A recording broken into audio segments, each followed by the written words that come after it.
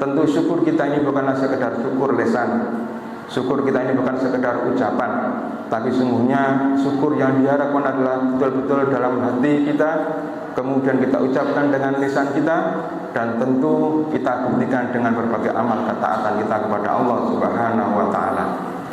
Maka ketika kemudian Allah mengingatkan kepada kita semuanya bahwa ketika kita diberikan oleh Allah sebuah umur, itu adalah sebuah karunia yang wajib kita syukuri. Ketika kemudian Allah berikan kepada kita berupa waktu, berupa kesehatan, maka itu pun juga tentu sebuah nikmat yang perlu kita syukuri. Allah mengingatkan kepada kita semuanya dalam sebuah ayat, A'udzubillahi minasyaitonirrajim. Bismillahirrahmanirrahim.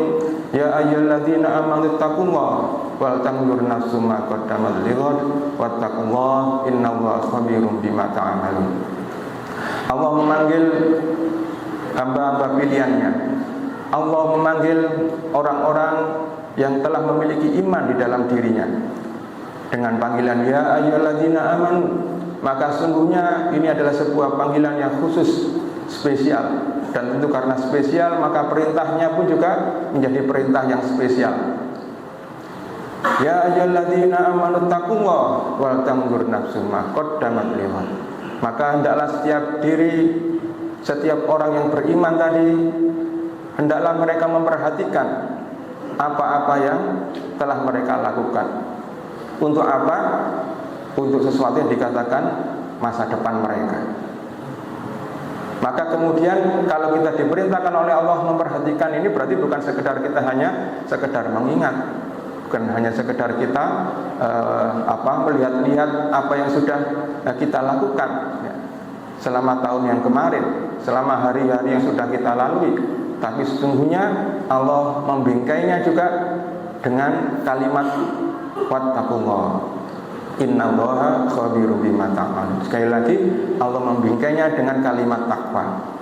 Ketika kita disuruh oleh Allah Subhanahu wa Ta'ala untuk bermuhasabah, ketika Allah senantiasa mengingatkan kita untuk senantiasa memperhatikan diri kita, apa yang sudah kita lakukan, apa yang hari ini kita kerjakan, tidak lain Allah menginginkan agar kelak ketika kita bertemu dengan Allah, itu pun dalam kondisi kita menjadi orang-orang yang bertakwa. Maka ma'asyiral muslimin rahimakumullah, apa takwa itu sebenarnya? Dikatakan imtithalu awamirillah wajtinabu nawahi. Ketika Allah menginginkan kita bertakwa, tidak lain agar kita senantiasa menjunjung tinggi yang namanya ketakwaan itu dengan berupa apa? Kepatuhan kepada perintah Allah. Sekaligus juga kemudian kita berupaya sekuat tenaga kita untuk menjauhi segala larangan Allah, zahiran wa batinan, baik yang sifatnya zahir, yang kelihatan nampak, maupun yang tidak. Sesuatu larangan yang mungkin orang lain bisa melihat kita, atau mungkin satu larangan yang kalau kita langgar, orang lain pun juga tidak ada yang melihat, hanya kita dan Allah yang tahu. Maka inilah paling tidak ketika kemudian takwa ini menjadi salah satu sikap kita dalam kehidupan kita sebagai orang yang beriman, maka Imam Al-Ghazali secara sederhana menyampaikan bahwa yang disebut dengan orang yang bertakwa itu adalah mereka orang yang memiliki sikap sabar dan syukur. Sikap yang sangat mudah diucapkan ya, kata-katanya singkat, tapi sungguhnya ini berat untuk diamalkan, tidak mudah untuk diamalkan. Maka ketika kemudian Imam Al-Ghazali mengingatkan kepada kita semuanya tentang dua sikap ini, sabar dan syukur sebagai bukti dari iman kita, sebagai tanda bahwa kita bertakwa kepada Allah Subhanahu wa Ta'ala, maka beliau memberikan sebuah gambaran bahwa sabar paling tidak terhadap tiga hal. Yang pertama adalah sabar ketika kemudian kita senantiasa berada dalam ketaatan kepada Allah Subhanahu wa Ta'ala. Dari hari ke hari kita senantiasa taat. Dari tahun ke tahun kita pun juga senantiasa taat. Bahkan sampai ajal kita pun kita berupaya menjadi orang-orang yang taat.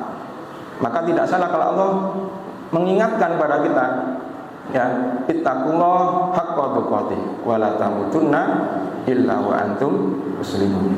Kita diminta untuk menjadi senantiasa orang yang bertakwa kepada Allah, senantiasa takut kepada Allah, senantiasa taat kepada Allah, dan jangan sekali-kali wala tamutunna, kita mati itu dalam kondisi wa antum muslimun, tidak menjadi orang yang berserah diri kepada Allah, tidak menjadi orang yang berislam, keluar bahkan dari Islam tapi tidak sungguh-sungguh.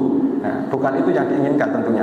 Maka Imam Al-Ghazali mengingatkan sabar itu yang pertama adalah berupaya senantiasa taat kepada Allah dalam kondisi apapun. Dalam kondisi ketika kita lapang dan sempit, dalam kondisi kita kaya ataupun miskin, dalam kondisi kita sedang berada di puncak kekuasaan jabatan ataupun tidak punya jabatan sama sekali, itu senantiasa kita harus memiliki ketaatan kepada Allah Subhanahu wa taala. Yang kedua, Imam Al-Ghazali juga menyebutkan sabar itu adalah ketika kita senantiasa untuk berupaya agar tidak terjatuh pada kemaksiatan. Karena apa? Karena sesungguhnya syaitan itu tidak pernah berhenti untuk berupaya menipu daya manusia itu. Hari ini mungkin kita bisa sukses taat pada Allah, tapi belum tentu ada jaminan besok pun juga demikian. Hari ini mungkin kita merasakan keimanan kita dalam kondisi yang baik, alhamdulillah. Tapi juga tidak ada jaminan kalau kemudian besok ya syaitan itu bisa menipu daya kita. Ya, bagaimana cerita di dalam Al-Quran, bapak kita ya, Nabi Adam alaihissalam ya, itu diciptakan oleh Allah SWT dalam kondisi beliau berada di surga. Tapi kemudian syaitan ketika terusir dari surga berupaya betul bagaimana caranya untuk bisa mengeluarkan Nabi Adam dari surga, dan itu tidak pernah lelah dilakukan sampai akhirnya betul-betul Allah kemudian memberikan sebuah sanksi karena ada pelanggaran yang dilakukan oleh Nabi Adam alaihissalam. Maka sekali lagi, ketika kemudian sabar yang kedua ini kita lakukan, maka ini adalah arti dari takwa itu sendiri. Kita berupaya untuk tidak terjatuh sekali-kali dalam kemaksiatan dalam berbagai kesempatan, ya, baik kita sendiri ataupun saat kita bersama-sama, baik kita tidak dilihat orang ataupun dilihat, ya, baik kita sebagai public figure ataupun bukan, ya, maka kita tidak pernah ya ingin ya jatuh dalam kemaksiatan ini.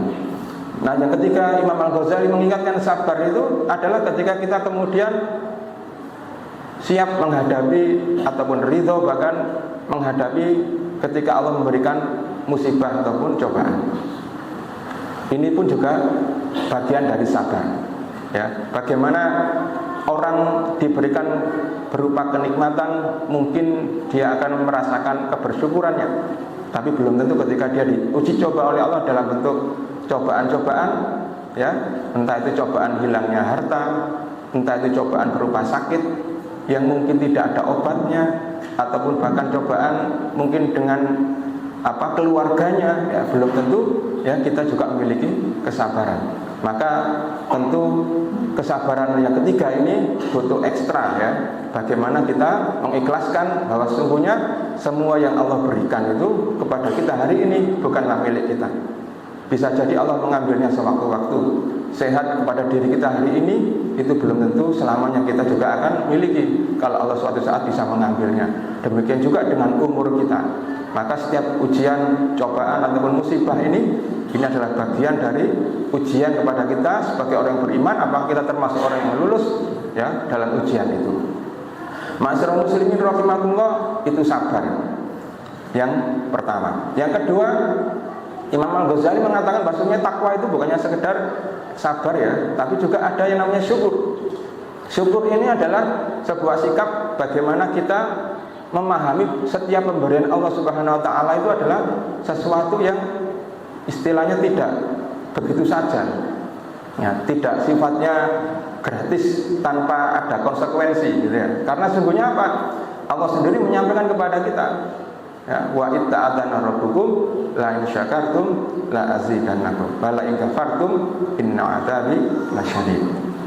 Dan ketika Allah mengumumkan kepada kita semuanya bahwa kalau kita bersyukur kepada Allah Subhanahu wa taala, maka sesungguhnya la azidannakum, pasti Allah akan menambah nikmatnya.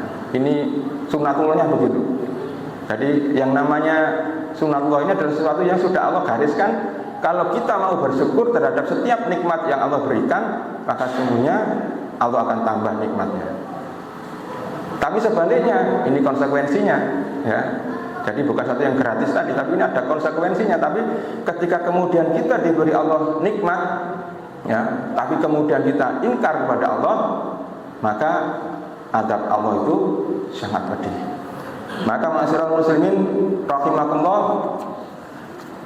dari sahabat Nu'man bin Bashir radhiyallahu an bahwa Rasulullah SAW bersabda, "Man lam yashkuril qalil lam yashkuril katsir."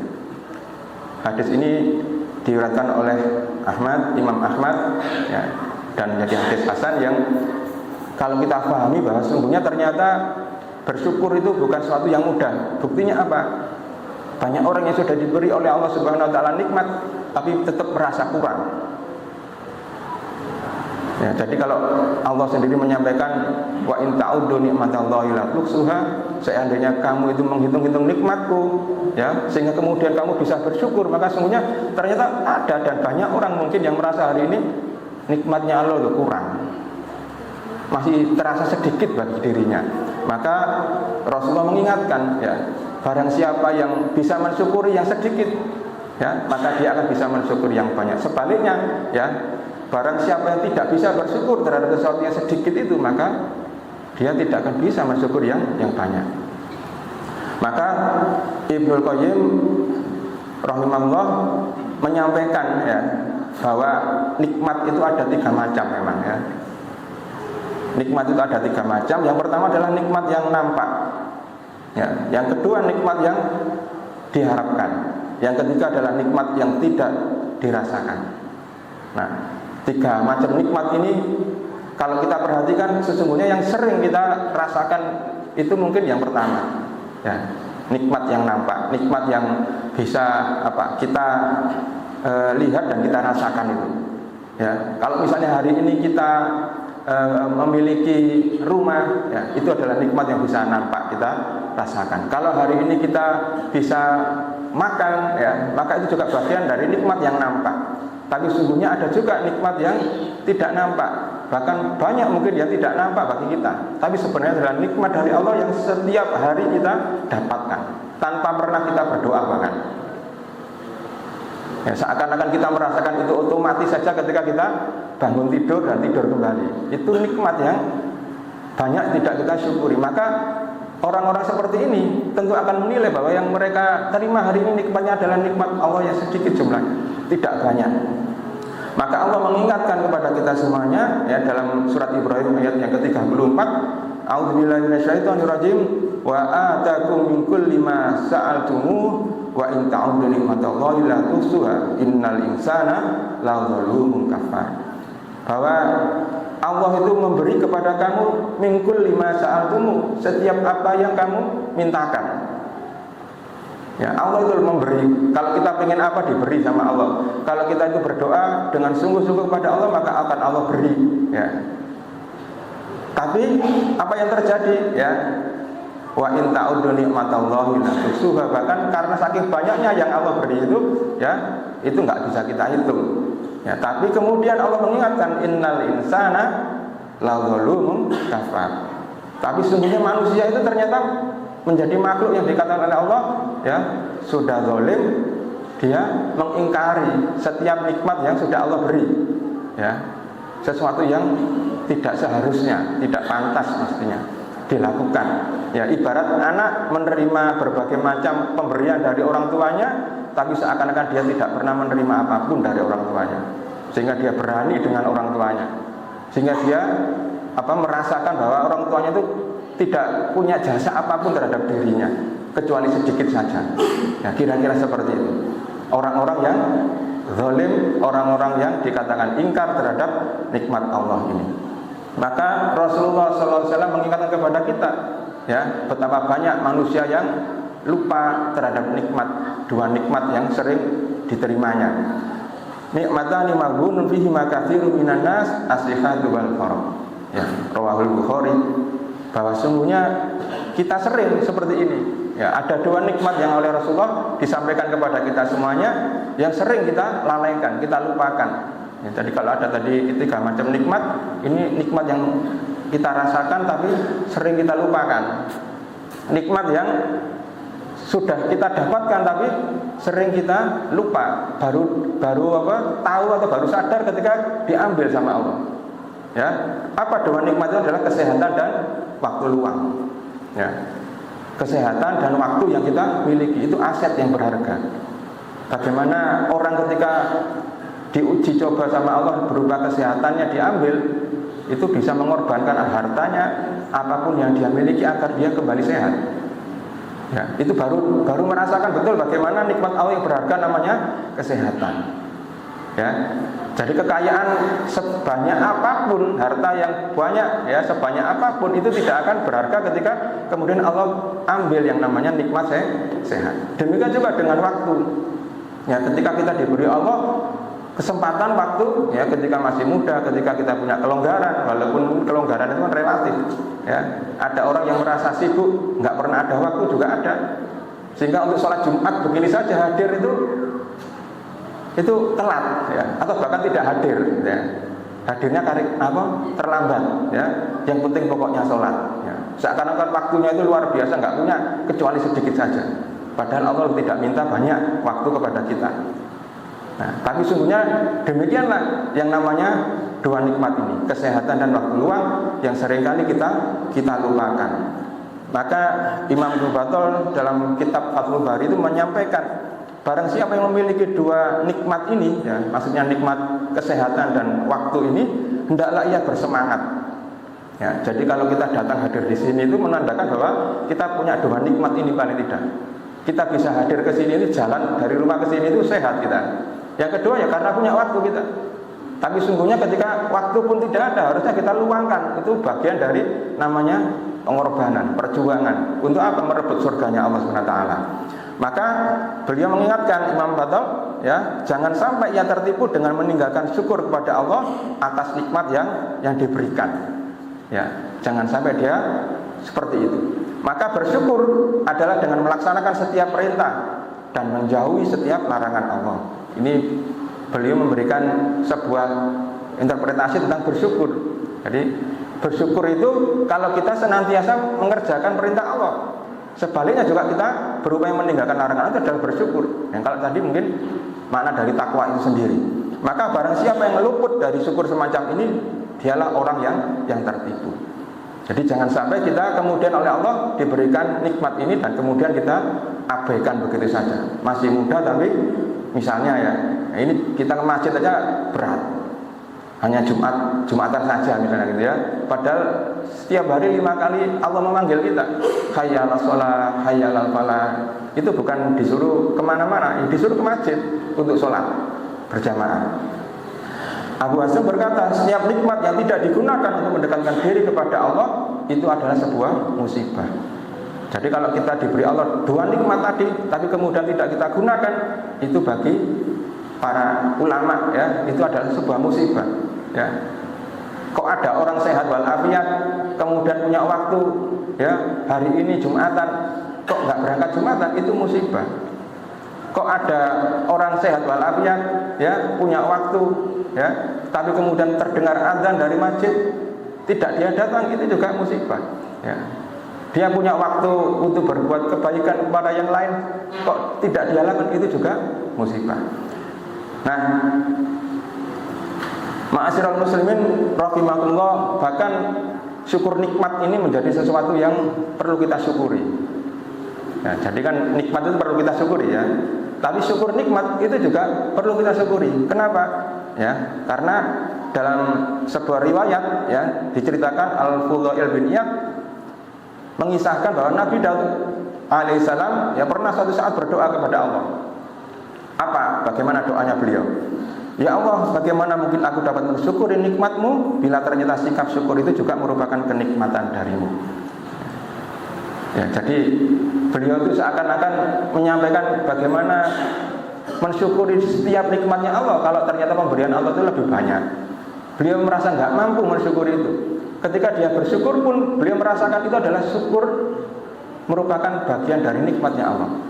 Kita bisa datang ke sini itu bagian dari nikmatnya Allah. Kita bisa sholat beribadah dengan baik, itu juga bagian nikmatnya Allah. Kita bisa menjadi orang yang